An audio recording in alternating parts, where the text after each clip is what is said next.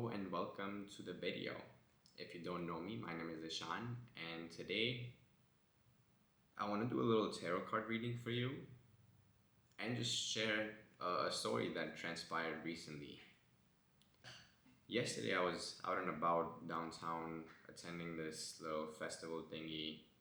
Basically just like it's like a block downtown that they close up and there's vendors and stuff. So there's music, food, accessories, a lot of 3D printed stuff these days. And it was fun to just be out, be around people, have a drink, walk down, see the local artists and stuff. And there was this one booth where this woman was doing tarot card readings, and I actually haven't gotten a reading done by someone in quite some time, but I do find so much value in that, even though even when you're someone who's in tune with yourself and you do these rituals or activities by yourself, it's valuable to get another perspective from other people sometimes. And it's almost like sometimes it's a confirmation of like how you're feeling and how you're intuiting things. Other times it can be a path to redirect your energy and think about something in a new perspective. I've had my personal deck, which is a celestial tarot, so it's very fitting for my science interest in space. And oh, sorry, I was saying I've had it for about 2 years or so now, and I periodically come back to this. I've done a few readings for other people, not a whole lot, but I do a lot for myself, or especially when I feel that I need some form of guidance and support. One thing I would add to the tarot card stuff is that it's not the cards that are telling you stuff, it's the energy around you, and the cards are a medium for that energy to somewhat collapse and manifest into something physically tangible for you to kind of connect to. But it's not the cards themselves, it's really the intentions and the energy that you're putting into it that gets you what you want. So I want you to start thinking about something that has been on your mind, something you'd like answers for, something that feels uncertain, you don't really know what to do. So yesterday when I was at this festival thingy and I stopped by that booth to get my tarot reading, it was honestly a very serendipitous overall experience, because before I sat down, there were actually three people in front of me. Got acquainted to them, spoke to them for some time, and the group that was in there already, there were like a few people having a reading, so we had to wait quite some time. That's why the chat with the other folks I was waiting with was nice. And after the young lady ahead of me that got her reading done and I sat down, I already knew or had an intention of what the reading was going to look like, but the crux of it is the reminders of being compassionate towards yourself. And when you're going through changes, and sometimes any sort of change that's physically taxing, mentally taxing, or emotionally bothering you, you gotta move through these changes with grace and compassion for yourself more so than anything else. And I know I lack in that sometimes, where I give it to the other folks, but I find it really hard to do it for myself. So that was a really good reminder. And overall, the reading somewhat followed along that. It was a past, present, near future kind of 3-card reading, and that I need to continue to figure out my paths while taking care of myself.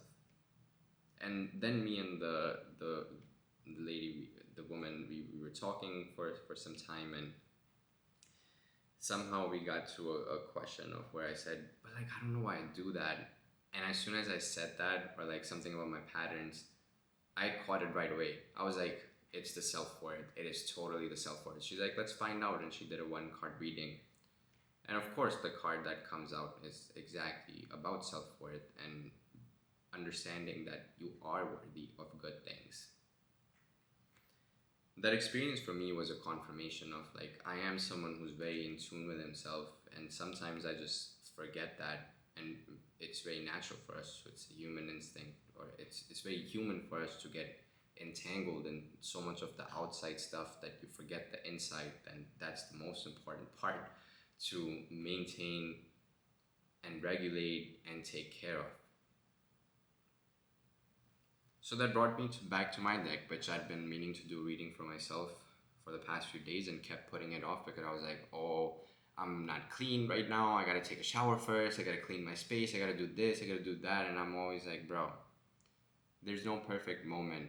It's just cards that are redirecting your energy. You can do it in whatever setting, whatever place, whenever. It literally doesn't matter. So I did myself, I had a reading for myself earlier today too. But getting to your reading, we'll do a one card reading, and I want you to bring back the intention that you had in mind. I've never done this on camera before, so I'm really excited to see how this turns out. But I hope you're thinking about the intention, then the thing that you wanna know more about or want to keep exploring or don't know the answer to.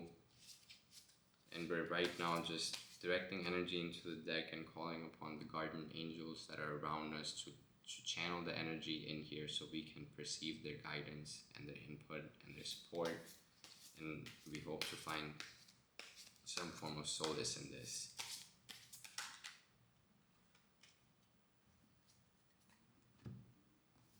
And the card that we pulled out is Uranus, the Fool.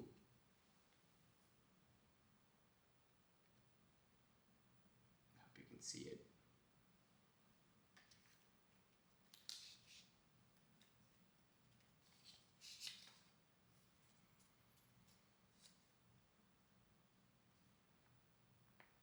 Uranus and the journey of individuation. The Fool. Uranus, as the planetary spirit guiding the Fool, acts suddenly and unexpectedly, uprooting the past to make way for progress. Poised to take a risk and rebel against the status quo, the future-directed Fool steps into the unknown to begin his unfolding journey into self-understanding. He is naked, personifying the soul at the beginning of the adventure, innocent and unaware of the initiations and lessons lying ahead. Arms outstretched, his abundant faith and optimism compels him to follow a dream, a hunch, a feeling, to experience where it may lead him. The appearance of the Fool suggests movement, unexpected change, and a fresh start, and a challenge lying ahead. On an auricular level, the Fool suggests a turning point on the spiritual path of individuation. To me, that says, and I'm glad you're part of the video today because there was something that made you click on it, and there was something that made you stick through up until this point. And it signifies to me, and that's what I'm feeling, that there are things that you want to change, or there's something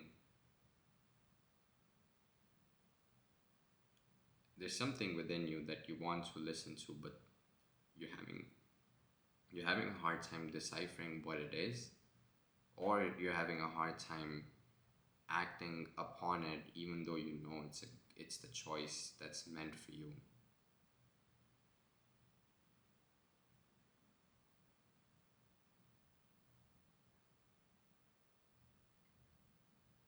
You're about to go on a very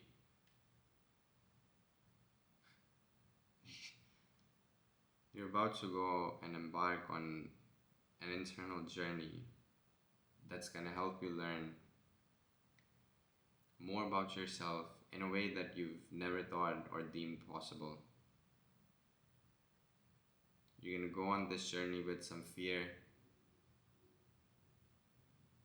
and that's supposed to be a part of it. It's possible that the journey will teach you that this fear is a mile wide and an inch deep. Step into it with open arms, embrace what's coming and flow with it. Don't resist the change. Don't fight it. because it's obviously something that's meant to be a part of your life. And believe in yourself that you're going to come out the other side, and it's going to be something that really it brings about a change that is unlike any other before.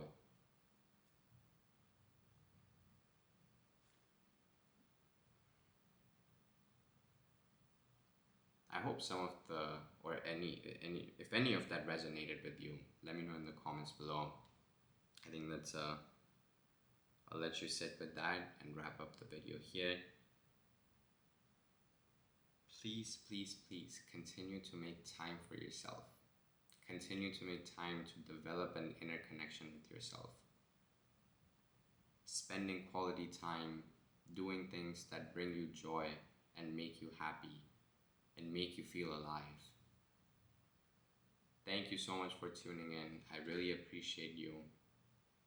If you have any questions, thoughts, let me know in the comments below. And I will see you in the next video.